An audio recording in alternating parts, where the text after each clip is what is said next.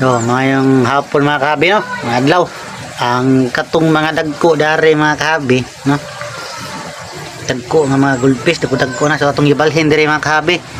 No, para dili mailugan o pagkaon ni mga gagmay, no?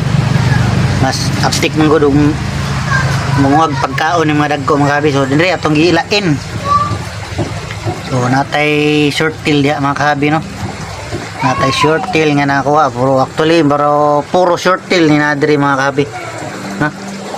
Kanain nindot ang usay kana na supohon. So ato ning padakon diri mga kahabi, no? Although gamay ra gyud ni sa kidlanan, pero sige lang, at least nalain sila, no? Wa matapo sa daghan mga kahabi. So panalan sa update sa ato mga isda mga kahabi. So natay madaghang C1, no? Tag C1 ron mga kahabi.